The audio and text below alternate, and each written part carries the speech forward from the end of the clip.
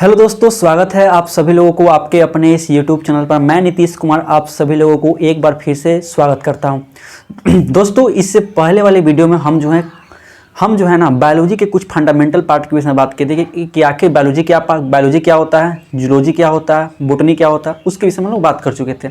आज का यह वीडियो आपके लिए काफ़ी महत्वपूर्ण होगा क्योंकि आज के इस वीडियो में हम लोग देखेंगे सेल के विषय में। सेल यानी कि कोशिका, ठीक है, सेल यानी कि कोशिका, उसके विषय में आज हम लोग बात करने वाले हैं। तो चलिए इस वीडियो को हम स्टार्ट करते हैं। और देखिए, कोशिका, आप सभी लोग कहीं ना कहीं कोशिका का नाम सुने होंगे और पढ़े भी होंगे कोशिका क्या होती है, ठीक है। तो आप सभी लोग जानते हैं कि कोई भी, चाहे वो जूलॉजी वाला पार्ट हो चाहे बोटनी वाला पार्ट हो, या बोले तो वो मानव हो चाहे पेड़ पौधा हो, या जीव जंतु हो या पादप हो या पेड़ पौधा हो, यानी कि दुनिया का कोई भी चीज़ हो जो सजीव है ना वो कोशिका से मिलकर बना हुआ। दुनिया का कोई भी चीज़ वह सजीव है ना तो वो कोशिका से मिलकर बनेगा ही बनेगा, चाहे वो मानव हो, चाहे वो जानवर हो, चाहे आपका पेड़ पौधा हो, ठीक है, वो कोशिका से मिलकर ही बना होता है। तो आज हम लोग पूरा कोशिका पर एक्सपेरिमेंट करेंगे कि आखिर सेल क्या होता है, उसके ऊपर क्या करेंगे, पूरा एक्सपेरिमेंट करेंगे, ठीक है। तो अब जैसा कि भी मैंने बताया कि कोशिका से ही मिल करके किसी भी सजीवों का निर्माण हुआ, चाहे वो पादप हो, चाहे वो जंतु हो, चाहे जो भी हो। इसलिए जो है ना कोशिका को जो है ना जीवों की संरचनात्मक एवं क्रियात्मक इकाई बोलते हैं। इकाई यानी कि बहुत छोटा पार्ट।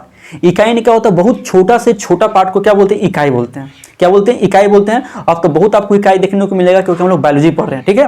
तो आप बस इतना ध्यान दीजिए कि चूंकि जो है कोई भी सजीव होता है या कोई जंतु है या कोई पादप है, उसका शरीर जो होता है ना कोशिका से मिलकर बनता है। और कोशिका जो होती है ना उसके शरीर का सबसे छोटा सा भाग होता है, यानी कि इकाई होता है, और इसी से मिल करके पूरा बॉडी का निर्माण होता है। जो हमारा आज पूरा बॉडी बना हुआ है ना, ये कोशिका से मिलकर बना हुआ है। चाहे हमारे अंदर का हार्ट हो, चाहे हमारे ब्लड हो, या कोई भी टॉपिक हो, वो किससे मिलकर बना है, कोशिका से मिलकर के क्या बना रहता है। इसी कारण से कोशिका को जो है ना, कोशिका को क्या बोलते हैं, कोशिका को जो है ना शरीर की संरचनात्मक एवं क्रियात्मक इकाई बोलते हैं, यानी कि फंक्शनल यूनिट बोल सकते हैं। Structure and functional unit of the body बोल सकते हैं, किसको आप, कोशिका को बोल सकते हैं, ठीक है।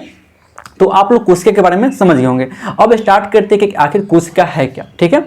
अब स्टार्ट करते हैं कि कोशिका क्या, आप समझ चुके हैं। अब जानते हैं कोशिका को सबसे पहले किसने देखा था, कोई बता सकता है। देखिए, कोशिका को सबसे पहले जो है ना रॉबर्ट हुक नामक वैज्ञानिक देखा था। रॉबर्ट हुक नामक वैज्ञानिक ने कोशिका को सबसे पहले जो है किसने देखा था, रॉबर्ट हुक नामक वैज्ञानिक ने देखा था। रॉबर्ट हुक, ध्यान दीजिएगा, रॉबर्ट हुक नामक वैज्ञानिक ने कोशिका को देखा था, ठीक है।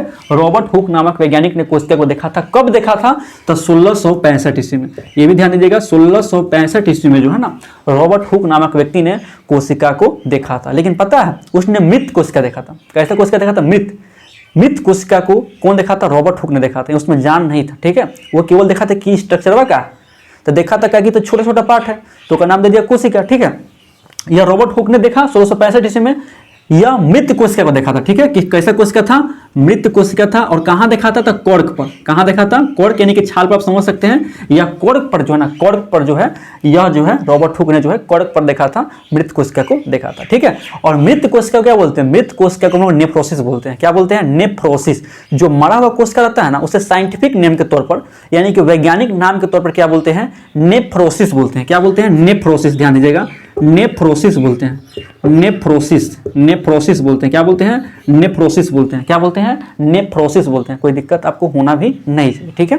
समझ गए कोशिका क्या है। कोशिका जो होती है, जो सजीवों का क्या होता है, संरचनात्मक एवं क्रियात्मक इकाई होता है, यानी कि शरीर की संरचनात्मक एवं क्रियात्मक इकाई किसे बोलते हैं हम लोग, कोशिका को बोलते हैं। कोशिका को सबसे पहले किसने देखा था, तो रॉबर्ट हुक नामक वैज्ञानिक देखा था। कब देखा था, तो 1665 ईस्वी में देखा था। कब देखा था, 1665 ईस्वी में देखा था।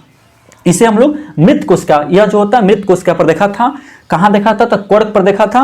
इसे और मृत कोशिका क्या बोलते हैं हम लोग, नेफ्रोसिस बोलते हैं। मृत कोशिका क्या बोलते हैं, नेफ्रोसिस। मृत कोशिका क्या बोलते हैं, नेफ्रोसिस बोलते हैं, ठीक है। यहां तक आपको प्रॉब्लम नहीं होनी चाहिए। चलिए अब आगे देखते हैं। अब अगला पॉइंट क्या जानते हैं, ये तो पॉइंट हो गया। अब देखिए कोशिका का जो अध्ययन होता है ना, कोशिका का अध्ययन को क्या बोलते हैं, साइटोलॉजी। क्या बोलते हैं, साइटोलॉजी। यानी कि हम लोग जब सेल का स्ट्रक्चर का स्टडी करते हैं ना, तो किसे क्या बोलते हैं, साइटोलॉजी बोलते हैं। क्या बोलते हैं, साइटोलॉजी। यानी कि कोशिका का अध्ययन को क्या बोलते हैं, साइटोलॉजी। साइटोलॉजी। देखिए लॉजी में होता है अध्ययन करना। लॉजी में क्या होता है, अध्ययन करना। जहां भी लॉजी लग जाए, जूलॉजी में जंतु का अध्ययन करना। समझ के नहीं समझे, जहां भी आपको अंतिम में लॉजी लगता है ना, लॉजी का मतलब क्या होता है, अध्ययन करना, ठीक है। एंथ्रोपोलॉजी, मानव विकास का अध्ययन होता है। जियोलॉजी, भूगर्भ विज्ञान होता है, यानी कि पृथ्वी के अंदर का विज्ञान के बारे में जानना, जियोलॉजी करते हैं। तो उसी प्रकार साइटोलॉजी हो गया ना, जहां लॉजी लग जाता है उसका मतलब अध्ययन करना। चूंकि ये साइटोलॉजी है इसलिए कोशिका का अध्ययन को क्या बोलते हैं हम लोग, साइटोलॉजी बोलते हैं। यहां तक आपको प्रॉब्लम होना भी नहीं चाहिए, ठीक है। तो जैसा मैंने बोला कि रॉबर्ट हुक जो है मृत कोशिका को देखा था, कौन सा कैसा कोशिका को देखा था, मृत कोशिका को देखा था। तो जीवित कोशिका कौन देखा, ठीक है। तो जीवित कोशिका को जो है ना लीवेनहॉक ने देखा था, एंटन लीवेनहॉक ने देखा था, लीवेनहॉक, ठीक है। लीवेनहॉक ने जो है, लीवेनहॉक जो है ना आपका, लीवेनहॉक जो है ना इसने जीवित कोशिका को देखा था, लाइव सेल को, ठीक है। जीवित कोशिका को हम लोग बोलते हैं लाइव सेल। जीवित कोशिका को कौन देखा था, जीवित कोशिका को देखा था आपको बोले तो लीवेनहॉक या एंटन वन लीवेनहॉक को कहते हैं, ठीक है। जीवित कोशिका कौन देखा, लीवेनहॉक, ठीक है। इसलिए जो है ना इसे हम लोग फादर ऑफ बैक्टीरियोलॉजी बोलते हैं। क्या बोलते हैं, father of bacteriology. Anton one Leeuwenhoek जो कि सबसे पहले जीवित कोशिका को देखा था, इसलिए इसे क्या बोलते हैं, फादर ऑफ बैक्टीरियोलॉजी। ध्यान दीजिएगा, फादर ऑफ बैक्टीरियोलॉजी भी सब लोग बोलते हैं। किसको बोलते हैं, एंटन वन लीवेनहॉक को बोलते हैं फादर ऑफ बैक्टीरियोलॉजी। अब चूंकि सबसे पहले कोशिका को यही देखा था, इसी कारण से बोलते हैं फादर ऑफ बैक्टीरियोलॉजी। समझ गए ना, ऐसे बैक्टीरिया की खोज भी यही किया था। इसके से हम लोग आगे पढ़ेंगे, लेकिन बस आप ये समझिए कि सबसे पहले जीवित कोशिका को लीवेनहॉक ने देखा था, इसलिए इसे क्या बोलते हैं, फादर ऑफ बैक्टीरियोलॉजी हम लोग बोलते हैं, ठीक है। यहां तक आपको दिक्कत होना भी नहीं चाहिए, ठीक है। चलिए अब कुछ अगला पार्ट की विषय बात करते हैं, ठीक है। अब देखिए कोशिका सिद्धांत, ठीक है। कोशिका सिद्धांत भी दिए थे दो व्यक्ति ने। अब कोशिका सिद्धांत कौन कौन दिया था, तो कोशिका सिद्धांत जो है ना स्लाइडेन एवं समान ने दिया था। कौन दिया था, स्लाइडेन एवं समान जो है ना कोशिका का सिद्धांत दिया था, स्लाइडेन एवं समान। स्लाइडेन एवं समान जो है ना कोशिका का सिद्धांत का प्रतिपादन किया था, ठीक है। स्लाइडेन एवं समान जो है ना कोशिका सिद्धांत का क्या किया था, प्रतिपादन किया था। अब देखते हैं कि आखिर यह कोशिका सिद्धांत क्या था, क्या आखिर यह कोशिका सिद्धांत में क्या इसने बताया था, कौन, स्लाइडेन एवं समान ने, ठीक है। चलिए उसको हम लोग देख लेते हैं अच्छे तरीके से। चलिए दोस्तों अब देखते हैं कि आखिर जो है ना कोशिका, देखिए स्लाइडेन तथा समान जो है ना, स्लाइडेन एवं समान दोनों ने तो कोशिका सिद्धांत का प्रतिपादन कर दिया था, ठीक है। स्लाइडेन एवं समान दोनों ने क्या किया था, कोशिका सिद्धांत का प्रतिपादन कब किया था, 1839 ईस्वी में। कब किया था, 1839 ईस्वी में जो है ना लगभग जो है ना इसने कोशिका सिद्धांत का प्रतिपादन कर दिया। लेकिन यह जो है ना इस सिद्धांत को पूरी तरीके से समझा नहीं पाया था, यानी कि समझाने में क्या हो चुका था, असफल हो चुका था। देखिए आप कोई भी इन्वेंशन करते हैं ना, उसको समझाने से पहले जो है ना, मतलब कि आप कोई इन्वेंशन का खोज कर लिए तो आपके खोज करने से नहीं होता, जब तक आप जो है ना पूरे साइंटिस्ट को समझा नहीं देते ना तब तक क्या होगा, वो सफल नहीं हो सकता, सफल होगा ही नहीं। उसमें एक गुना एक लोग उसमें डाउट क्रिएट करेंगे और आपको क्या करना पड़ेगा, उसको समझाना पड़ेगा। समझाने के बाद ही क्या होता है, वो एक थ्योरी बनता है, नहीं तो ऐसी थ्योरी नहीं हो सकता। तो वही काम किया था कौन, स्लाइडेन एवं समान ने। स्लाइडेन एवं समान जो है ना कोशिका सिद्धांत दिया, लेकिन वो इस थ्योरी को पूरी तरीके से समझा नहीं पाया था, ठीक है। इसी के कुछ वर्षों के बाद, इसी के लगभग चलते हैं 16 वर्ष के बाद, इसी के 16 वर्ष के बाद कौन आता है, एक विर्चो नाम का साइंटिस्ट आता है। कौन आता है, रुडोल्फ विर्चो। रुडोल्फ विर्चो आता है। कौन आता है, रुडोल्फ विर्चो। मैं इसका नाम लिख देता हूं, रुडोल्फ, ठीक है, रुडोल्फ विर्चो। रुडोल्फ विर्चो क्या होता है, एक नाम का साइंटिस्ट आता है जो कोशिका सिद्धांत को क्या करता है, समझाता है। कोशिका सिद्धांत को क्या करता है, समझाता है। कब समझाता है, लगभग 1855 ईस्वी में। कब समझाता है, 1855 ईस्वी में जो है ना ये समझाता है। कौन, रुडोल्फ विर्चो। जो यह काम नहीं किया था स्लाइडेन एवं समान ने, उस काम को आगे बढ़ाता है कौन, रुडोल्फ विर्चो। यह कहता क्या है ना कि सभी जीवों का शरीर कोशिका से मिलकर बना हुआ। सभी जीवों का शरीर किससे बना है, कोशिका से मिलकर बना हुआ है। और कोशिका क्या करती है, अपने आप को विभाजित करती है। कोशिका क्या करती है, अपने आप को क्या करती है, विभाजित करती है, ठीक है। और जो नए कोशिका का निर्माण होता है ना, पूर्व स्थित कोशिका से क्या होता है, उसका निर्माण होता है। कौन समझाया था, रुडोल्फ विर्चो बोला, ठीक है। कोशिका सिद्धांत को उसी ने आगे बढ़ाया और बोला क्या कि सभी जीवों का शरीर कोशिका से मिलकर बना हुआ था, ठीक है, बना हुआ है। और कोशिका अपने आप को विभाजित करती है। कोशिका अपने आप को क्या करती है, विभाजित करती है, रिप्रोड्यूस करती है। क्या करती है, विभाजित करती है। लेकिन वह जो विभाजन होता है ना पूर्व स्थित कोशिका से होता है, यानी कि नया जो कोशिका बनेगा पहले वाली कोशिका से क्या करता है, नया वाला कोशिका बनता है। अब थोड़ा देखते हैं कि आखिर कोशिका सिद्धांत क्या, ठीक है, कोशिका सिद्धांत क्या। देखिए बोल क्या रहा, सभी जीव कोशिका से, यानी कि सभी जीव जो है ना कोशिका एवं इसके उत्पाद से मिलकर बने होते हैं, ठीक है। तो अच्छा बात है, मैंने बताया भी आपको कि पूरा का जीव क्या होता है, कोई भी जीव होगा, सजीव है तो वो कोशिका से मिलकर ही बनेगा, जाहिर सी बात है। और उसके उत्पाद, अब देखिए उत्पाद क्या होता है, उत्पाद करने का मतलब क्या होता है, जैसे माइटोकॉन्ड्रिया है, गोल्जी बॉडी है, तारकाय यानी कि सेंट्रोसोम है या लाइसोसोम है, तो ये सब इसके उत्पाद हो सकते हैं, ठीक है। तो उनसे क्या होता है, मिलकर के बनता है, ठीक है। फिर बोला सब कोशिका का निर्माण जो है ना पहले वाली कोशिका से होता था। जाहिर सी बात है, कोशिका अपने आप को क्या करती है, विभाजन करती है, अपने आप क्या करती है, विभाजित करती है। उसके बाद क्या होता है, नए कोशिका का निर्माण होता है, ठीक है। यानी कि सब कोशिका का निर्माण पहले वाले कोशिका से ही होता है। कोशिका अपने आप को विभाजित करती है, तब जाकर नया कोशिका का निर्माण होता है। फिर बोला कोशिका निर्माण में केंद्रक की महत्वपूर्ण भूमिका होती है। देखिए, जैसे हम लोगों के पास ब्रेन होता है ना, वही कोशिका के पास ब्रेन का काम कौन करता है, केंद्रक करता है। केंद्रक जो होता है ना, कोशिका के अंदर जो होता है मिड पार्ट पर प्रेजेंट होता है, यानी कि आपका कोशिका है और कोशिका के बीच वाले पार्ट पर क्या होगा, केंद्रक होगा, और पूरे कोशिका के पार्ट को क्या करता है, नियंत्रित करता है। जैसे हमारा ब्रेन जो होता है ना पूरे बॉडी को कंट्रोल करता है, बिल्कुल वैसे ही क्या होता है, जो केंद्रक होता है ना पूरे कोशिका क्या करता है, कंट्रोल करता है। पूरे कोशिका क्या करता है, कंट्रोल करता है। केंद्रक का यही काम है, ठीक है। तो यही था आपका कोशिका सिद्धांत, यही था आपका क्या, कोशिका सिद्धांत आपका यही था। चलिए अब देखते हैं कि आखिर जो है कोशिका सबसे बड़ा कोशिका कौन है और सबसे छोटी कोशिका कौन है, ठीक है। चलिए उसके बारे में बात करते हैं। चलिए अब देखते हैं कि कोशिका के समय देख चुके हैं, अब देखते क्या है कि कौन सी कोशिका सबसे बड़ी और कौन सी कोशिका सबसे छोटी है, ठीक है। देखिए, तो सबसे छोटी कोशिका जो होती है ना आपका माइकोप्लाज्मा गैलेसेप्टिकिमा है, ठीक है। आपका सबसे छोटी कोशिका जिसे हम लोग माइकोप्लाज्मा बोलते हैं, क्या बोलते हैं, माइकोप्लाज्मा। इसका पूरा नाम यदि पूछता है आपसे तो बता सकते हैं क्या, गैलेसेप्टिकिमा, गैलेसेप्टिकिमा, गैलेसेप्टिकिमा भी बोल सकते हैं, ठीक है। इसे हम लोग पीपीएलओ भी बोलते हैं, क्या बोलते हैं, पीपीएलओ, पीपीएलओ भी बोलते हैं, पीपीएलओ बोलते हैं। यानी कहने का मतलब है furrow pneumonia like organism, furrow pneumonia like organism. इसको आप समझ सकते हैं कि पीपीएलओ जो होता है ना माइकोप्लाज्मा को क्या बोलते हैं, पीपीएलओ बोलते हैं, ठीक है। इसका पूरा नाम यदि चाहते हैं तो पूरा नाम क्या होगा, प्यूरो न्यूमोनिया लाइक ऑर्गेनिज्म, ठीक है। नॉर्मल सा चीज है, कोई ज्यादा टफ नहीं है, ठीक है। उसके बाद देखिए सबसे बड़ी कोशिका, आप समझ गए सबसे छोटी कोशिका क्या होती है, माइकोप्लाज्मा बहुत छोटी सी कोशिका होती है, बहुत छोटा कोशिका होता है, समझ गए ना। उसका सबसे बड़ी कोशिका, सबसे बड़ा कोशिका कौन होगा, ऑस्ट्रिच। ऑस्ट्रिच तो देखे होंगे आप सभी लोग, शुतुरमुर्ग, ठीक है। शुतुरमुर्ग यानी कि सबसे बड़ी कोशिका कौन होता है, शुतुरमुर्ग की कोशिका होती है। शुतुरमुर्ग का जो अंडा होता है ना उसका सबसे बड़ा कोशिका होता है, ठीक है। सबसे बड़ा कोशिका किसका होता है, शुतुरमुर्ग के अंडे का होता है, यानी कि ऑस्ट्रिच आप समझ सकते हैं, ठीक है। सबसे लंबी कोशिका, मानव में यदि सबसे लंबी कोशिका की बात करता है या पूरी या सबसे लंबा कोशिका ऐसे बात करता है जनरली, तो भी क्या होगा, तंत्रिका तंत्र की कोशिका। तंत्रिका तंत्र की कोशिका यानी कि न्यूरॉन सिस्टम जो होता है ना उसकी कोशिका जो होती है सबसे लंबी कोशिका होती है।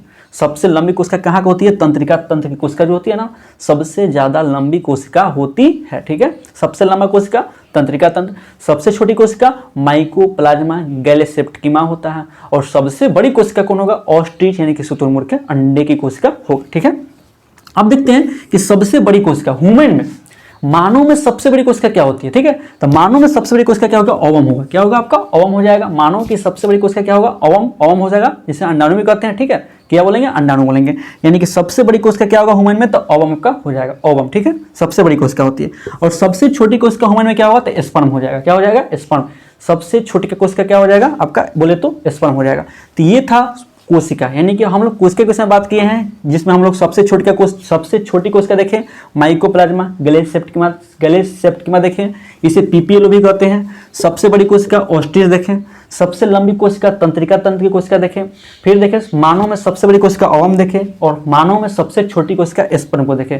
इस प्रकार से हम लोग कोशिका के बारे में फंडामेंटल यूनिट को आज समझें कि आखिर कोशिका होती क्या है, सबसे बड़ी कोशिका कौन है, सबसे छोटी कोशिका कौन है, और कोशिका का नोमेनक्लेचर कहाँ से हुआ। रॉबर्ट हुक इसका नामकरण किया था, लेकिन वो कहाँ देखा था, मृत कोशिका पर देखा था, है ना। मृत कोशिका को नेफ्रोसिस कहते हैं, कोशिका के अध्ययन को साइटोलॉजी कहते हैं, और सबसे पहले जीवित कोशिका को लीवेनहॉक ने देखा था, ये भी मैंने बता दिया आपको। लीवेनहॉक को फादर ऑफ बैक्टीरियोलॉजी भी बोलते हैं। लेकिन कोशिका सिद्धांत का प्रतिपादन कौन किया, तो स्लाइडेन तथा सवान ने किया था 1839 ईस्वी में। लेकिन ये समझा नहीं पाया था, तो कौन आया समझाने के लिए, रुडोल्फ विर्चू आते हैं समझाने के लिए, 1855 ईस्वी में आते हैं समझाने के लिए। वो बताते हैं कि कोशिका का निर्माण कैसे होता है, पूरे तरीके से क्या करते हैं, कंसेप्ट को क्लियर करते हैं, ठीक है। उसके बाद हम लोग इस कोशिका को देख लिए कि आखिर कोशिका क्या होती है, सबसे छोटी कोशिका कौन है, सबसे बड़ी कोशिका कौन है, सबसे लंबी कोशिका कौन है, इसके विषय में हम लोग जान लिए। अब देखते हैं कि आखिर कोशिका के अंदर कौन कौन सा मटेरियल पाया जाता है, ठीक है। कोशिका के अंदर कौन कौन सा मटेरियल पाया जाता है, क्या माइटोकॉन्ड्रिया होती है, क्या लाइसोसोम होता है, उसके विषय में हम लोग बात कर लेते हैं, ठीक है। चलिए अब बात करते हैं कि कोशिका के अंदर कौन कौन सा पदार्थ पाया जाता है, आखिर कोशिका का निर्माण होती कैसे, ठीक है। उससे पहले आपको पता होना चाहिए कोशिका दो प्रकार की होती है, एक होता है एकक कोशिका, एक होता है बहुकोशिका, ठीक है।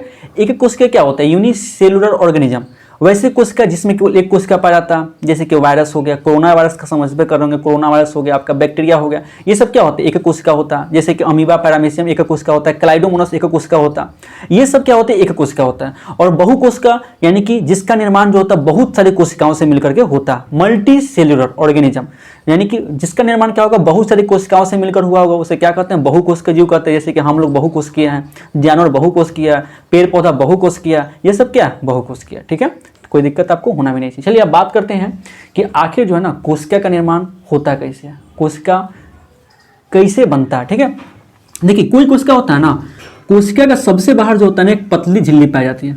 कोई कोशिका होगा, कोशिका के जो है ना सबसे बाहरी क्या होगा, एक परत पाया जाता है, जिसे क्या बोलते हैं, कोशिका झिल्ली बोलते हैं। यह जो होता है ना अपना झिल्ली के आकार का होता है। कैसा होता है, झिल्ली के आकार का होता है। झिल्ली आप लोग देखे होंगे, बहुत पतला होता है झिल्ली। ठीक है, झिल्ली के आकार का होता है कि क्या होता है, कोशिका झिल्ली। इसे क्या बोलते हैं हम लोग, कोशिका का झिल्ली कहते हैं, कोशिका का झिल्ली बोलते हैं। इसे सेल मेम्ब्रेन में आप लोग बोल सकते हैं, सेल मेम्ब्रेन भी से आप लोग बोल सकते हैं, सेल मेम्ब्रेन।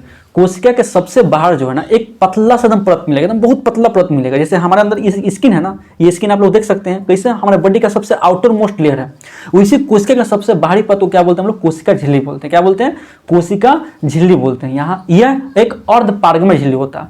अर्धपारगम्य झिल्ली कहने का मतलब क्या है, कोशिका झिल्ली जो होगा ना आपका, यह कैसा झिल्ली होगा, अर्धपारगम्य झिल्ली होगा, अर्धपारगम्य झिल्ली, सेमी परमिएबल मेम्ब्रेन बोल सकते हैं। अर्धपारगम्य झिल्ली आप इसे बोल सकते हैं, सेमी परमिएबल मेम्ब्रेन इसे आप बोल सकते हैं। ठीक है, इसका मतलब क्या होता है जानते हैं, तो इसे ये कोशिका के बाहर से कोई पदार्थ जाएगा तो ये सबको आने नहीं देता। जैसे आप लोग समझ सकते हैं कि हमारा घर होता है, तो हमारे घर में क्या सब व्यक्ति आ सकते हैं, नहीं कोई दूसरा व्यक्ति नहीं आ सकता।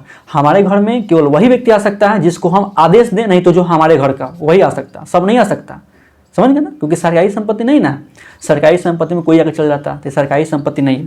तो इसी प्रकार कोशिका, यह कोशिका जो होती है ना सबको अंदर आने की अनुमति नहीं देती है। कुछ पदार्थों को आने की आवश्यकता, कुछ पदार्थ को आने देती है। जैसे कि ऑक्सीजन है जो आवश्यकता पड़ती आ जाता है, प्रोटीन है आवश्यकता पड़ती आ सकता है, ग्लूकोज की आवश्यकता पड़ती आ सकता है, तो ये सब आ सकता है, सबको अनुमति नहीं मिलती है। ठीक है, यही हो गया अर्धपारगम्य झिल्ली। अर्धपारगम्य झिल्ली करने का मतलब है कि अर्धपारगम्य झिल्ली होती है, यह अपने से होकर के सब पदार्थ को आवागमन करने नहीं देती है, कुछ ही पदार्थ को जाने देती है, सबको जाने नहीं देती है। ठीक है, अर्धपारगम्य झिल्ली होता है। ठीक है, देखिए कोशिका झिल्ली जो होती है ना मुख्य रूप से लिपिड की बनी होती है। किसकी बनी होती है, लिपिड की बनी होती है। कोशिका झिल्ली किसकी बनी होती है, लिपिड की बनी होती है। और लिपिड में जानते हैं फास्फोग्लिसराइड, जिसे हम लोग फास्फोलिपिड बोलते हैं।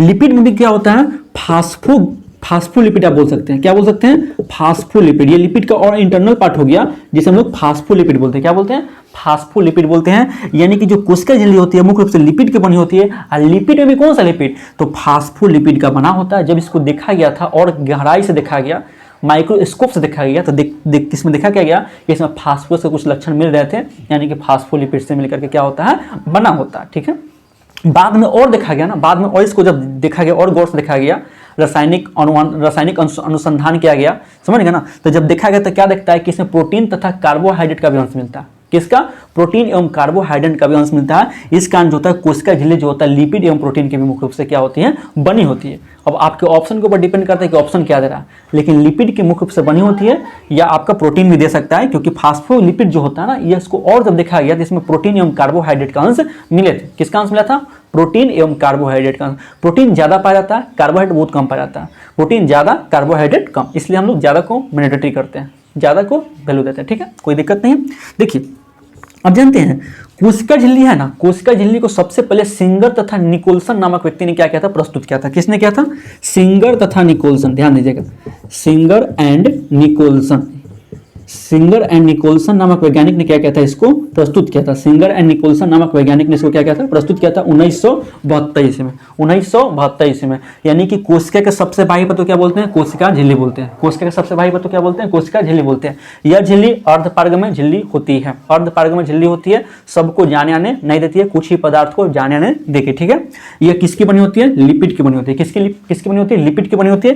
लिपिड में भी क्या, तो फास्फोलिपिड। क्या, फास्फोलिपिड। इसमें आपको प्रोटीन मिलेगा और कार्बोहाइड्रेट देखने को मिल जाएगा, प्रोटीन ज्यादा मिलता है। ठीक है, कोशिका झिल्ली का प्रतिपादन कौन किया था, तो सिंगर एवं निकोलसन नामक वैज्ञानिक ने प्रतिपादन किया था। कब किया था, 1932 में प्रतिपादन किया था। ये था आपका कोशिका झिल्ली के विषय में। हम लोग कोशिका के सबसे पहले अंक को देखे हैं, तो चलिए दोस्तों, यह वीडियो काफ़ी अब लंबी हो सकती है, इसलिए आज जो है इस वीडियो को हम यही स्थगित करते हैं। आप सभी लोग इसको अच्छे तरीके से रिवीजन करिए, नोट्स बना करके अच्छे तरीके से पढ़िए, क्योंकि काफ़ी इंपॉर्टेंट होने वाली है। बायोलॉजी यह क्वेश्चन, बायोलॉजी की यहाँ कंसेप्ट आपको मिलेगी, साथ साथ क्या होगा, मैं पूरे जो एग्जाम होगा ना उस एग्जाम के क्वेश्चन को मैं पकड़ रहा हूँ, कोशिश करके कैच कर रहा हूँ, ताकि आपको दिक्कत ना हो। क्वेश्चन आया तो डायरेक्ट आपसे बन जाए, समझ गए ना, इसलिए आपको ज़्यादा प्रॉब्लम ना हो, इस पॉइंट से इसको रिसीव किया जा रहा है। तो चलिए, आप सभी लोग एकदम अच्छे तरीके से लगा रहिए, मेहनत करते रहिए, क्योंकि बहुत ही कम एग्जाम, बहुत ही कम टाइम बचा हुआ एग्जाम में, इसलिए अच्छे तरीके से मेहनत करते रहिए। ठीक है, चलिए तब तक के लिए धन्यवाद।